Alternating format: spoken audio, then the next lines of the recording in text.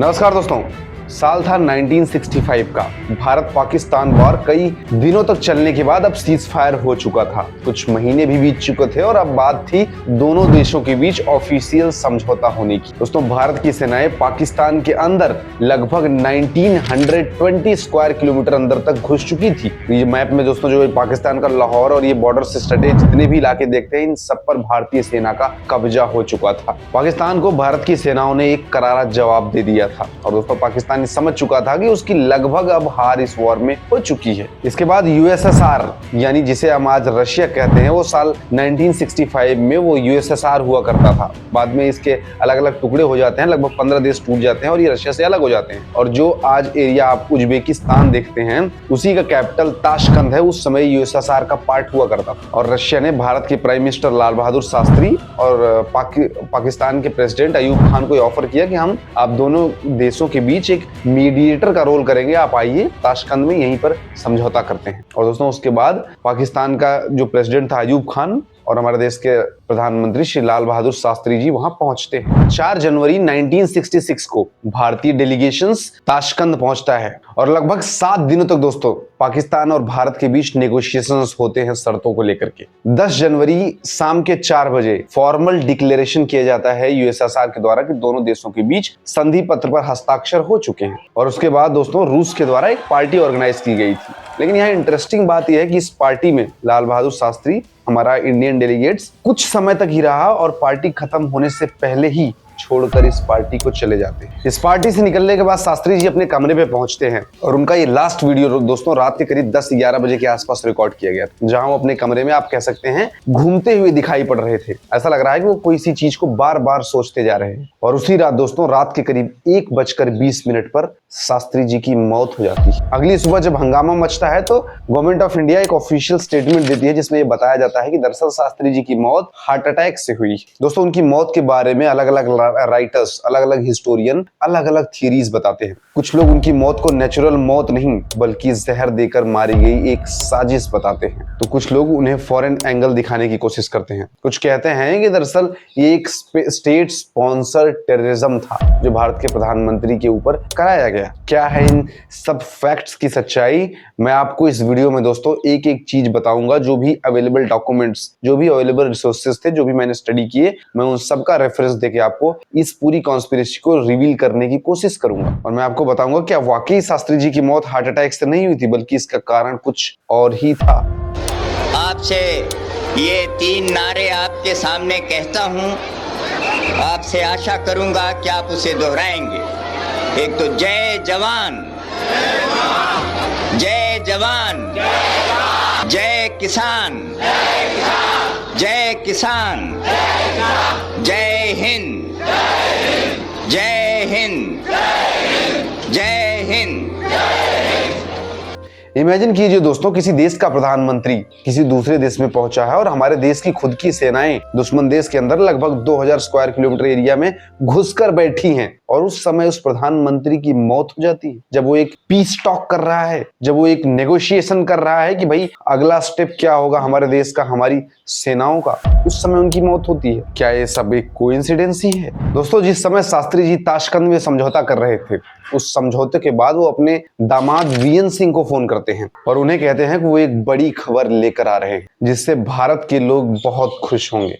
इस फोटो को देखिए। इस फोटो में एक शख्स आपको ऐसा दिखाई दे रहा होगा जो लगभग मिलता जुलता है नेताजी सुभाष चंद्र बोस से। हाँ, वही नेताजी सुभाष चंद्र बोस जिनके बारे में ये कहा गया कि वो 1945 में ही एक प्लेन क्रैश में मारे गए। तो क्या कहीं लाल बहादुर शास्त्री जी इनके जिंदा होने की खबर तो नहीं लेकर आ रहे थे भारत में, जो खबर कुछ सरकार में बैठे लोगों को अब चुभने लगी थी और एक ऐसी साजिश रचा कि न रहेगा बांस और ना बजेगी बांसुरी। दोस्तों शास्त्री जी की मौत की वजह के पीछे शक इसलिए और बढ़ता है क्योंकि उनकी मौत के बाद उनका पोस्टमार्टम भारत में भी नहीं करवाया गया। इमेजिन कीजिए भारत में पोस्टमार्टम नहीं कराया गया। उनकी मौत के रहस्य के बारे में रिसर्च करने वाले एक सोशल एक्टिविस्ट अनुज धार ने साल 2009 में एक आरटीआई डाली थी। सरकार से इस सवाल पूछा था कि शास्त्री जी के मरने की असली वजह क्या है। उनके जो मेडिकल डॉक्यूमेंट्स हैं, उनके ऊपर जो इन्वेस्टिगेशन किए गए उनकी डेथ के बाद, उसके पेपर्स, उसकी इंफॉर्मेशन पब्लिकली हमें क्यों नहीं दी जा रही है, उसकी सारी इंफॉर्मेशन आप हमें दीजिए। तो जानते हैं दोस्तों आरटीआई में क्या जवाब आया? ये उस आरटीआई की कॉपी है दोस्तों। जिसकी कुछ लाइनें मैं आपको पढ़कर बताता हूं, शायद आप भी सुनेंगे तो चौंक जाएंगे। गवर्नमेंट ऑफ इंडिया कहती है कि एज पर the record available in the mission, no postmortem was conducted by the authorities of the former USSR on the body of the former prime minister. Government of India कह रही है कि Russia में श्री लाल बहादुर शास्त्री जी का कोई पोस्टमार्टम नहीं कराया गया, और जब उनकी डेड बॉडी दोस्तों भारत में आई थी, तब भी भारत की सरकार ने उनकी डेड बॉडी के ऊपर कोई भी पोस्टमार्टम नहीं किया। इनफैक्ट उनकी फैमिली ने बार बार ये आरोप लगाए सरकार पर, बार बार ये कहा कि भाई मेरे पिताजी के शरीर का पोस्टमार्टम किया जाना चाहिए, वो देश के कोई आम नागरिक नहीं है, वो देश के प्राइम मिनिस्टर हैं। और इमेजिन कीजिए दोस्तों, हमारे देश के प्राइम मिनिस्टर की मौत विदेश में हो रही है, बिना पोस्टमार्टम किए गवर्नमेंट ये कह रही है कि उनको हार्ट अटैक आया।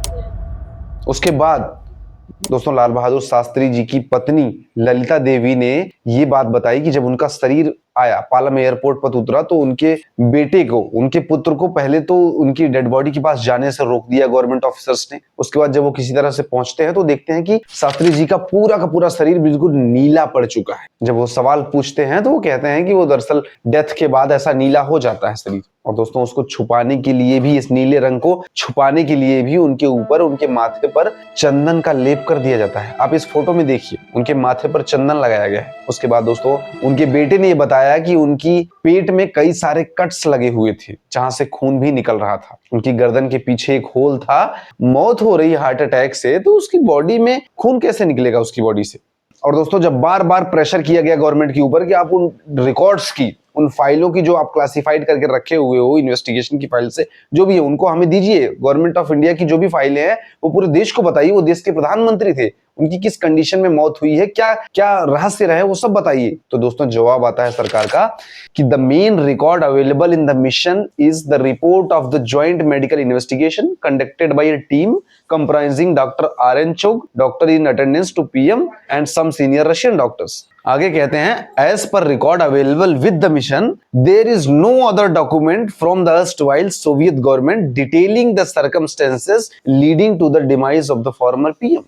सरकार कह रही है कि सिवाय एक छोटी सी मेडिकल रिपोर्ट के हमारे पास प्रधानमंत्री लाल बहादुर शास्त्री की मौत के बारे में और कोई भी डॉक्यूमेंट नहीं है। क्या आप इसको इमेजिन कर सकते हैं दोस्तों? क्या ये सच हो सकता है कि हमारे देश का पीएम की मौत कहीं होती है और उसके बारे में सिर्फ इतना पता है कि भाई थोड़ा सा देख लीजिए किस रीजन से मौत हुई है, बस हमें और कुछ नहीं जानना है? क्या भारत की सरकार, भारत की इंटेलिजेंस एजेंसीज सिर्फ इतना ही जानने की कोशिश करेंगी? समझदार के लिए ये सारा काफी है। दोस्तों एक फैक्ट और ध्यान दीजिएगा, साल 1966 में लाल बहादुर शास्त्री जी की मौत के बाद कांग्रेस की ही अगले 10 साल तक सरकार रहती है। साल 1977 में जब जनता पार्टी की सरकार आती है तो शास्त्री जी की मौत के रहस्य को सुलझाने के लिए एक कमेटी बनाई जाती है। इस कमेटी का नाम था राजनारायण इंक्वायरी कमेटी। ये एक पार्लियामेंट्री कमेटी थी दोस्तों, जो पहली बार नॉन कांग्रेस गवर्नमेंट फॉर्म होने के बाद इस पूरे केस का इन्वेस्टिगेशन करने के लिए बनाई गई थी। अब ध्यान दीजिएगा, यहाँ इस पूरी कमेटी में जो केस चल रहा था उसमें 2 विटनेस बड़े इंपॉर्टेंट थे। एक जो प्रधानमंत्री लाल बहादुर शास्त्री जी का पर्सनल अटेंडेंट था, जो उन्हें खाना देता था। इनफैक्ट ये शास्त्री जी का एक नौकर था जो उनका खाना बनाता था और उन्हें पिछले कई सालों से उनके साथ ये काम कर रहा था। और जब ताशकंद में थे तो इसी नौकर को, यानी जो रामनाथ नाम का आदमी था, उसे ही ड्यूटी पर लगाया गया था प्रधानमंत्री को खाना पीना सब कुछ देने के लिए। इनफैक्ट जिस रात उनकी मौत हुई उस रात भी यही नौकर उनके साथ था। और दूसरा इंपॉर्टेंट गवाह इसमें था जो शास्त्री जी का पर्सनल डॉक्टर था, जो एक फिजिशियन था, नाम था डॉक्टर R.N. चुग। लेकिन जानते हैं दोस्तों इन दोनों विटनेस के साथ क्या हुआ था? जब इस पार्लियामेंट्री कमेटी में गवाही देने के लिए ये जो रामनाथ नाम का उनका नौकर था लाल बहादुर शास्त्री जी का, ये जब गवाही देने जा रहा था तो एक कार एक्सीडेंट इसका होता है और उसमें इसके दोनों पैर डैमेज हो जाते हैं। इनफैक्ट उसके बाद इसकी याददाश्त भी चली जाती है। तो अब ये कोई भी बयान नहीं दे सकता था, इसके कोई भी बयान को अब रिकॉर्ड नहीं किया गया। और कुछ दिन बाद एक बार फिर से इसका एक्सीडेंट होता है और ये मर जाता है। और दूसरा जो डॉक्टर था, डॉक्टर R.N. चुग, उसका भी एक ट्रक एक्सीडेंट होता है ठीक उसी समय जब वो इस पार्लियामेंट्री कमेटी में बयान देने के लिए जा रहे थे। उनका भी एक ट्रक एक्सीडेंट होता है और उनके परिवार समेत इस डॉक्टर की, इस लास्ट विटनेस की भी मौत हो जाती है। अब क्या ये भी कोई कोइंसिडेंस है? इन दोनों विटनेस की मौत कैसे हुई? तो जो एक एक फैक्ट है दोस्तों, ये बहुत सारे रहस्यों की तरफ इशारा करते हैं। और दोस्तों उनकी मौत के रहस्य के बारे में सवाल मेरा सिर्फ कांग्रेस से ही नहीं है कि कांग्रेस उस समय थी तो मैं आज उनसे सवाल पूछ रहा हूं, क्यों नहीं किया। ये सवाल भारतीय जनता पार्टी की सरकार से भी है, क्योंकि अगर आप रिकॉर्ड्स को देखेंगे तो साल 2009 में जब नीरज डार नाम की इस आदमी ने आरटीआई डाली थी, उस समय कांग्रेस की सरकार थी। ये पूछा था सरकार से कि आप फाइलों को क्यों नहीं डिस्क्लोज करते, क्यों नहीं रीजन आप बताते हैं, तो उसका खुला समर्थन भारतीय जनता पार्टी ने भी किया था।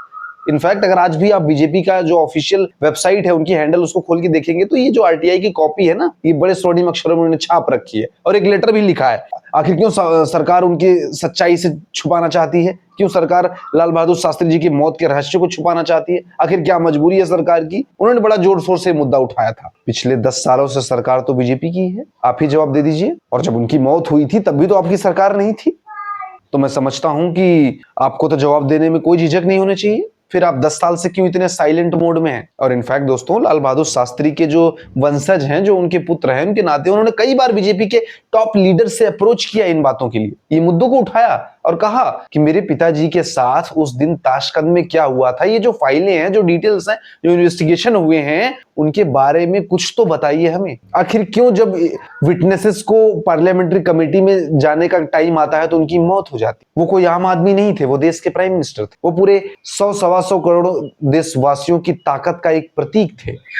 दोस्तों, अगर एक मिनट के लिए हम मान लें कि जो हार्ट अटैक की बात गवर्नमेंट कह रही है उसमें उतना सच नहीं है जो रियलिटी में हुआ है, उससे अगर हम कंपेयर करें तो फिर सवाल आता है कि आखिर कोई क्यों हमारे देश के प्राइम मिनिस्टर को इस तरह से मारना चाहेगा, किसी को क्या लाभ होगा। तो दोस्तों, आपको बता दूं, ये समय था 1960s का, जब अमेरिका और रशिया के बीच कोल्ड वार चल रहा, जहां एक तरफ रशिया अपना इन्फ्लुएंस बढ़ाना चाहता था पूरी दुनिया में, एक कम्युनिज्म फैलाना चाहता था, एक सोशलिज्म फैलाना चाहता था, उसके देश की जो आइडियोलॉजी थी उसको फैलाना चाहता था। वहीं दूसरी तरफ अमेरिका अपने डेमोक्रेटिक वैल्यूज को लेकर आगे बढ़ना चाहता था। ये दोनों ही देश अपने एलायंस को बढ़ाना चाहते थे, बनाना चाहते थे। ऐसे में लाल बहादुर शास्त्री जी वो व्यक्ति थे जो एक पिलर की तरह खड़े थे, ना तो वो किसी भी तरह के फॉरेन इन्फ्लुएंस में आते थे और ना ही किसी का दबाव सहते थे, फिर चाहे वो रशिया हो चाहे अमेरिका हो। आपको याद होगा, जय जवान जय किसान का नारा उन्हीं ने दिया। व्हाइट रिवोल्यूशन, ग्रीन रिवोल्यूशन जैसे बेहतरीन प्रोजेक्ट को बढ़ावा दिया। आज जो हम ये अमूल कंपनी देखते हैं, अमूल के दूध किसी भी दुकान पे जाओ तो बड़ी इजीली अवेलेबल हो जाते हैं। ये जो व्हाइट रिवोल्यूशन थी, ये जो दुग्ध क्रांति देश में आई, इसके जनक भी दोस्तों हमारे देश के यशस्वी प्रधानमंत्री श्री लाल बहादुर शास्त्री जी ही थे। उनकी शायद इन योजनाओं से दुश्मन की आंखों में चुभन हो रही होगी, शायद कुछ ऐसी ताकत थी इनविंसिबल जो प्रधानमंत्री लाल बहादुर शास्त्री जी देश को देते जा रहे हैं। और सबसे इंपॉर्टेंट, हमारे देश का न्यूक्लियर प्रोजेक्ट। जिस दिन लाल बहादुर शास्त्री जी की मौत होती है उसके ठीक 13 दिन बाद हमारे देश के सबसे बड़े साइंटिस्ट, जो देश का न्यूक्लियर प्लान, जो न्यूक्लियर हमारा प्रोजेक्ट था, उसको लीड कर रहे थे, होमी जहांगीर भाभा जी, उनकी एक प्लेन क्रैश में मौत हो जाती है। अब क्या ये भी एक कोई कोइंसिडेंस है? ठीक उनके 13वें दिन। और उसके बाद अगर रिकॉर्ड्स को देखेंगे तो एक एक करके कई सारे हमारे जो बड़े बड़े साइंटिस्ट थे, जो न्यूक्लियर प्रोग्राम प्रोजेक्ट से जुड़े हुए थे, उनकी मौत हो जाती है। वो रहस्यमय तरीके से कहीं उनकी डेड बॉडीज मिलती थी। इनकी मौत के बाद क्या क्या बदलाव हुए अगर आप देखेंगे दोस्तों इतिहास में, हमारे संविधान में, तब आपको समझ में आएगा कि दरअसल उनकी मौत का एंगल कहां है। मैं अपने मुंह से कुछ नहीं कहना चाहता हूं, मैं रिसोर्सेज आपको बता रहा हूं, आप खुद मॉनिटर कीजिए। पहला, रूस की सरकार एक कम्युनिज्म की तरफ इशारा करती है। और जब लाल बहादुर शास्त्री जी की मौत होती है उसके कुछ सालों बाद अगर आप देखेंगे, जब देश में इमरजेंसी लगी थी, उस समय हमारे संविधान में एक बदलाव किया जिसमें पहली बार ये जो सेकुलर वर्ड है ना, ये जोड़ा गया था। ये जो सोशलिस्ट वर्ड है ये जोड़ा गया था। अब ये जो सोशलिस्ट वर्ड है, जो सेकुलर वर्ड है, ये तो हमारे संविधान में नहीं था और ना ही बाबा साहब अंबेडकर के बनाए हुए संविधान में था। तो ये जो इन्फ्लुएंस आया, ये कहां से आया? दोस्तों, उनकी मौत का रहस्य चाहे जो भी हो, एक बात तो क्लियर है कि जो भी पार्टी जब विपक्ष में होती है तो इस मुद्दे को बड़ा जोर शोर से उठाती है, लेकिन जैसे ही वो सरकार में आते हैं तो इस पर चुप्पी साध लेते हैं। फिर चाहे वो कांग्रेस हो चाहे बीजेपी हो। खैर, कांग्रेस ने तो कभी इस पर कोई बात नहीं की, लेकिन बीजेपी और उसके जो भी अलायंस थे, ये जो थोड़ा बहुत बोलते थे, जब भी ये सरकार में आए तो न तो इन्होंने उनसे रिलेटेड डॉक्यूमेंट्स को कभी डिस्क्लोज होने दिया, न तो किया, और न ही इस मुद्दे पर कभी बात की। तो क्या उनकी मौत के रहस्यों में कुछ ऐसे तार भी जुड़े हैं जो भी सरकार में है वो जवाब देने से बचना चाहता है? दोस्तों, सच चाहे जो भी है, लाल बहादुर शास्त्री जी दुनिया के शायद वो प्रधानमंत्री हैं जिनकी मृत्यु के बाद, पद पर रहते मृत्यु के बाद, पोस्टमार्टम तक नहीं किया गया, इंक्वायरी तक नहीं की गई दोस्तों ढंग से। क्या रीजन थे? मैं समझता हूं आप अगर अभी तक समझ गए होंगे तो जवाब इस कमेंट बॉक्स में जरूर दीजिएगा। जय जवान जय किसान।